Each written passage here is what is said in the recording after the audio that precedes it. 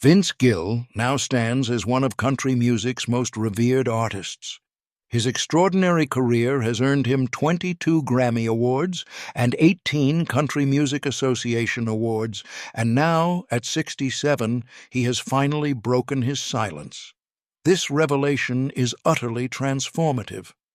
Some fans are celebrating, others are absolutely stunned, and a few wonder, why did he wait so long to speak? Stick with me right here, because by the end, you might be shocked, relieved, or see Vince Gill in an entirely new light. Let's uncover the truth behind the Eagles' membership. Vincent Grant Gill was born with music in his veins. From the moment he grasped that tiny four-string guitar as a child, it felt as if the entire universe had already planned his destiny. It wasn't long before he upgraded to a full-size six-string because, let's face it, some people are simply meant to perform. His parents recognized his talent immediately. They didn't merely hand him toy guitars and call it a day. They knew their son was truly exceptional. By the age of 10, they went all out and secured a Gibson ES-335, a genuine electric guitar for an incredibly gifted kid. And just like that, his musical journey absolutely burst into life with unstoppable passion. Who would have imagined that this small-town boy, fueled by a passion for strings, would one day step onto the stage as a member of one of the most legendary rock bands in history? Life has a way of throwing unexpected twists, and for Vince Gill, one of the most dramatic came after Glenn Frey's passing in 2016. They dismissed it as mere gossip and claimed that the truth would never emerge. Yet now, at 67, Vince Gill is finally speaking out, confirming the rumors that have trailed him for decades. Some fans are celebrating, others are heartbroken, and the music industry might never be the same. What did he reveal, and why did he remain silent for so long?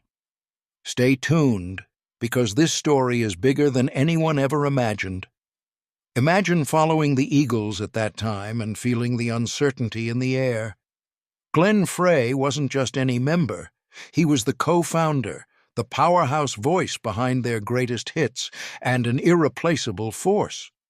Don Henley even confessed, "I don't see how we could go out and play without the guy who started the band." And really, who could blame him? Losing a band member is one thing, but losing the very soul of the group is a heartbreak of a different magnitude.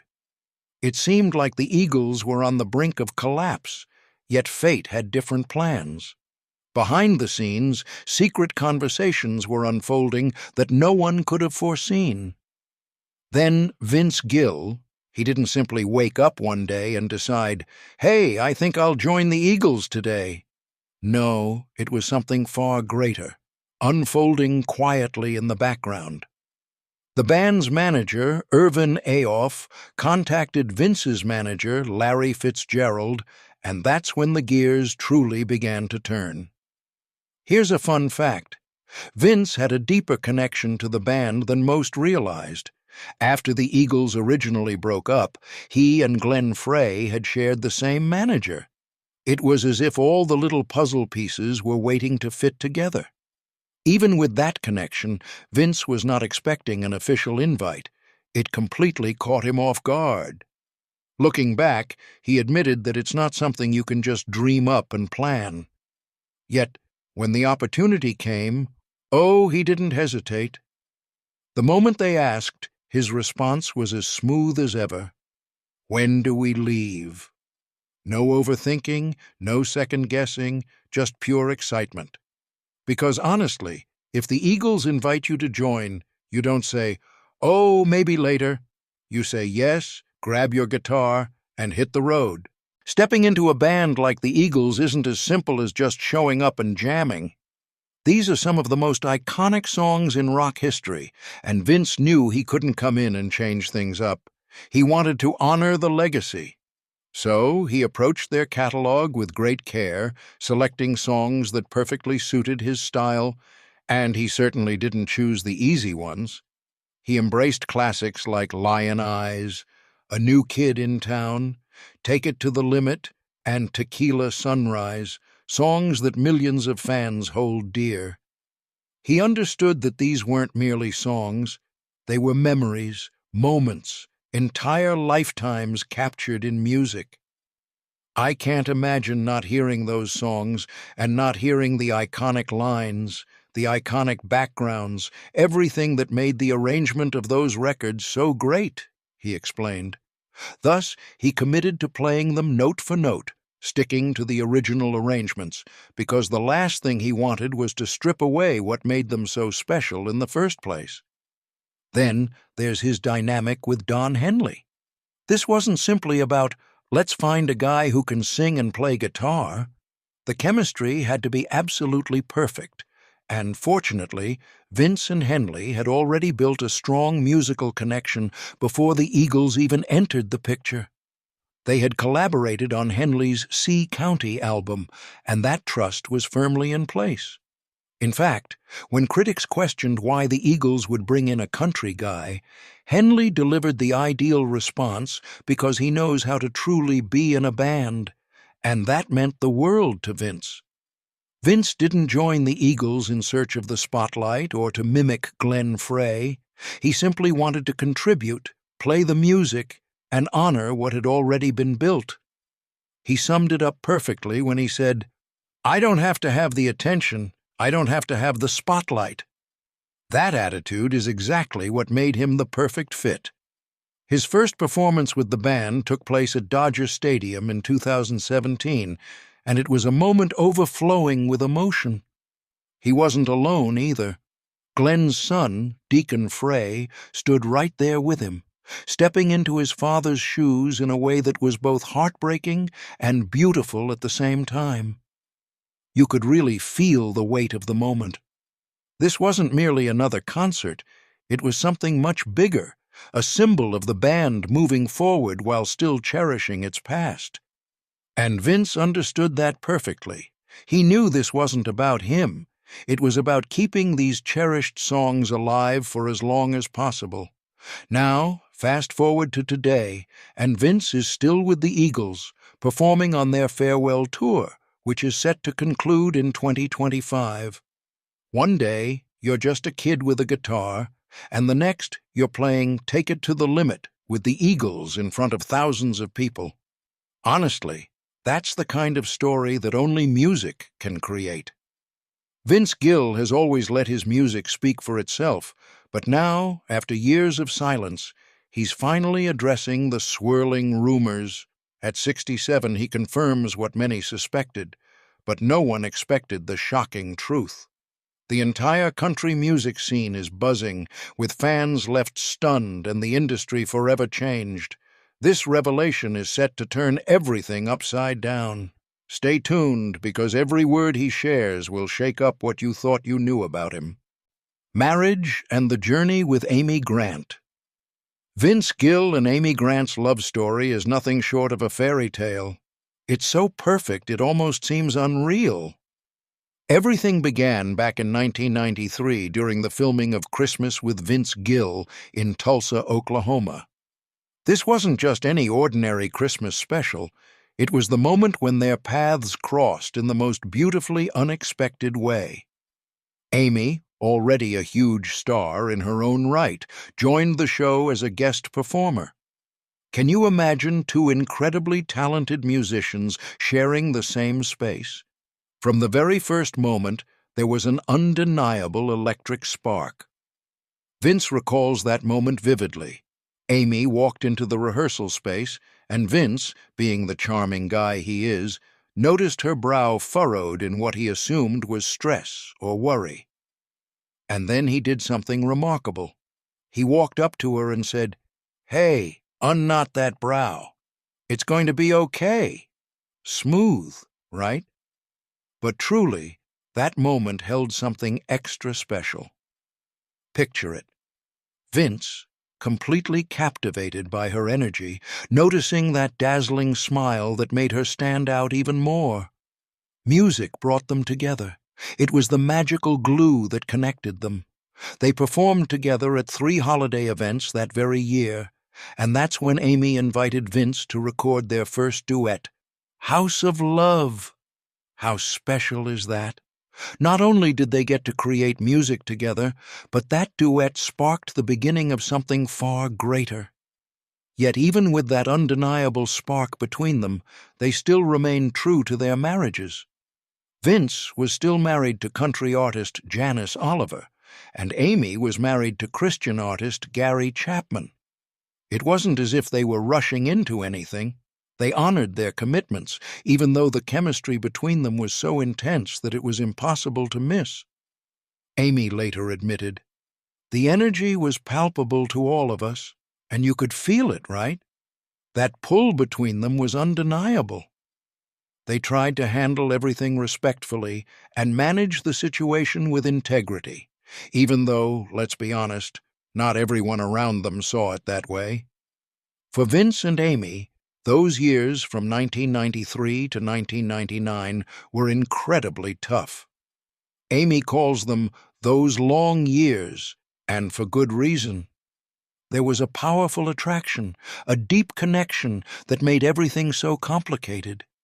It must have been so hard not to act on something so real while still knowing that the right thing was to honor the boundaries they had set. And yet, the world had its own opinion. Most people assumed the worst, and both had to endure a lot of harsh judgment. Vince reflected on that, saying, "What was painful was that most people assumed the worst of us, and it was not fair, and it was incorrect. Isn't it typical how people jump to conclusions without really understanding what's going on? But they didn't let that bring them down. They kept their integrity intact, even though the pull between them grew stronger every day. Then, as life naturally goes, things moved forward slowly but surely. In 1997, Vince's divorce made headlines, which took Amy by surprise. She never expected it to happen so soon, and it made everything feel even more real. Fast forward to 1999, and Amy's own marriage was coming to an end. She had always described her marriage to Gary as rocky from the start, and after 17 years, it finally collapsed. It was a challenging time for her, but it also became the moment that allowed her and Vince to finally be together without any obstacles. After her divorce, Amy didn't waste a single moment confirming her relationship with Vince. Just 4 months later, they made it official, and that's when everything truly fell into place for them. In March 2000, they tied the knot in a beautiful outdoor ceremony near Nashville. It was an intimate wedding, with only close guests and their children present to witness that unforgettable day. They didn't force anything, they simply let it happen, and it blossomed naturally from a Christmas special in 1993 into a lifelong partnership that is nothing short of magical. It is proof that sometimes the best things in life appear when you least expect them, and sometimes you just have to be patient and let life take its course until, when the time is right, everything falls perfectly into place. Few artists enjoy the same level of respect as Vince Gill, yet even legends aren't immune to swirling rumors. Now, at 67, he's finally breaking his silence and confirming what many have speculated about for years. The reaction has been overwhelming. Some fans are shocked, some feel vindicated, and others are left with even more questions. What's the real story? Stay tuned, because this revelation is set to change everything.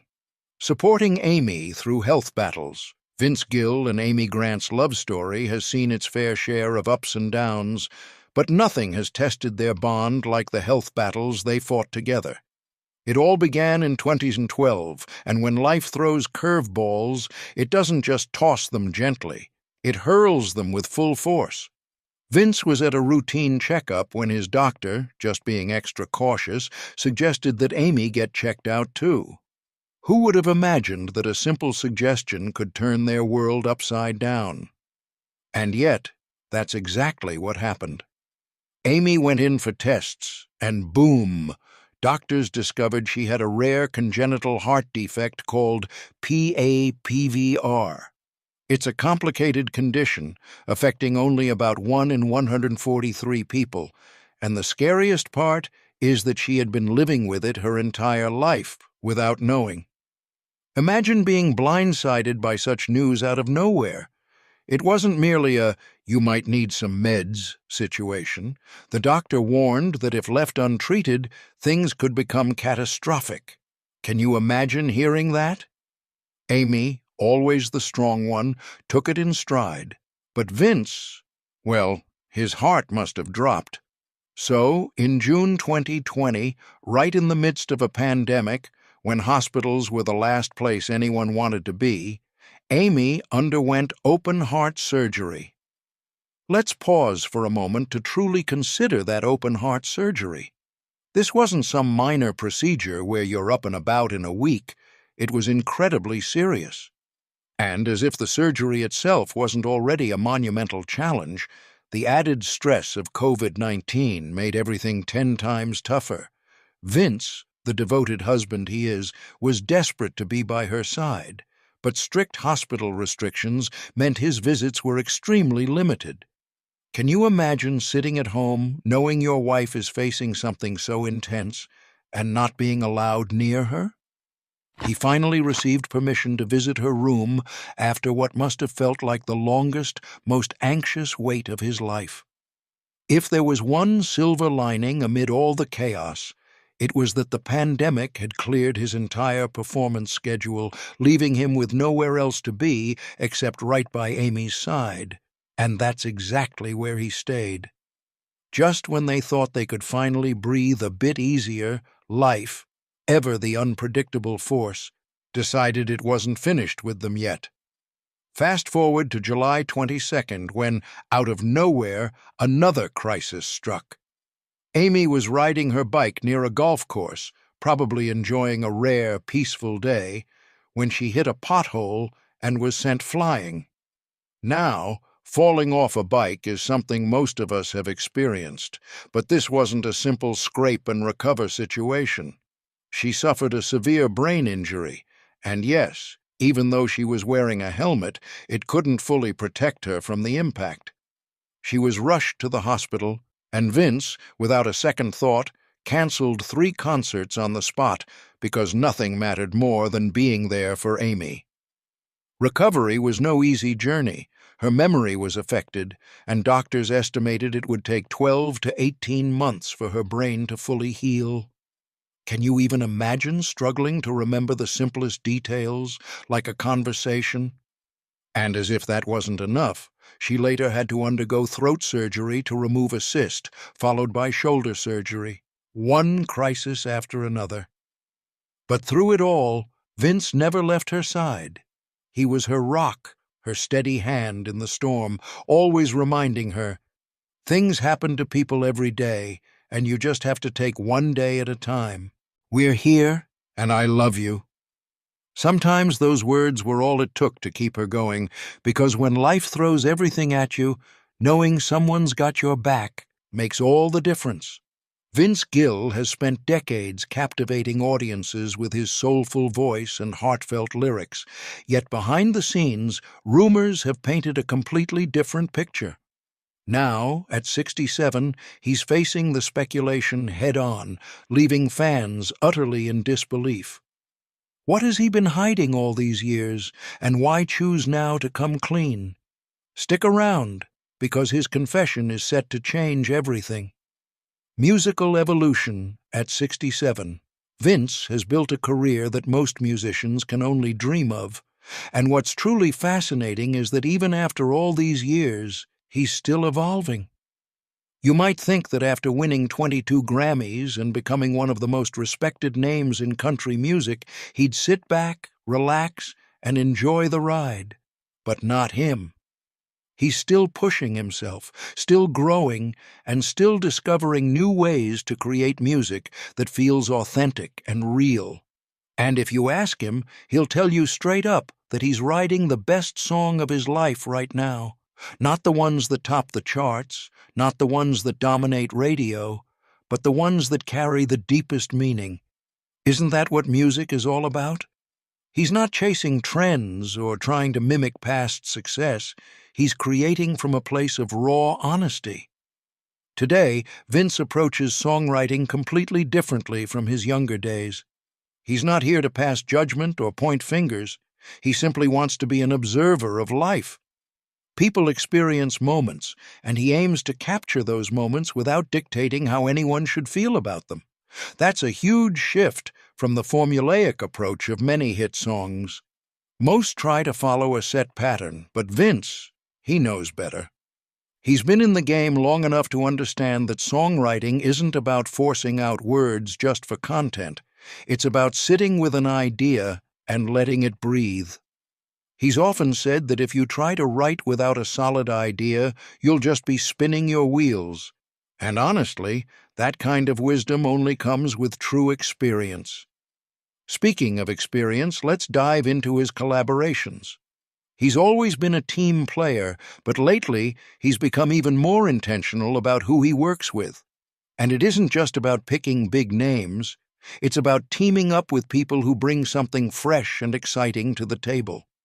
He's dipped his toes into a variety of musical worlds, from country to pop with Kelly Clarkson, to rock with the Eagles, and even traditional country with up-and-coming artists. And the best part is, he doesn't care about getting credit. He once said that when no one worries about who gets the recognition, that's when the real magic happens. That mindset alone is why he remains one of the most sought-after collaborators in country music. He brings a genuine sense of humility to every project, and that's truly rare in an industry where egos can sometimes be bigger than the songs themselves. But what's really fascinating is how his sound has evolved over the years. He's always been deeply rooted in traditional country, yet he understands that music changes with each new generation. Instead of fighting against that change like some artists do, he embraces it. He still holds on to the classic elements that define country music, but he's also open to new sounds, fresh influences, and innovative ways of expressing himself.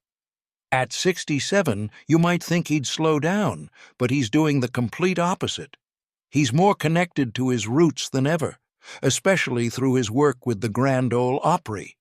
He constantly imagines how a song would sound on that legendary stage, running every idea through that mental filter. And that's what keeps him grounded. He's always evolving, always learning, always growing. But at his core, he remains the same Vince Gill who fell in love with music all those years ago. And that's what makes him a true legend. With this, we have come to the end of this video. Thanks for watching.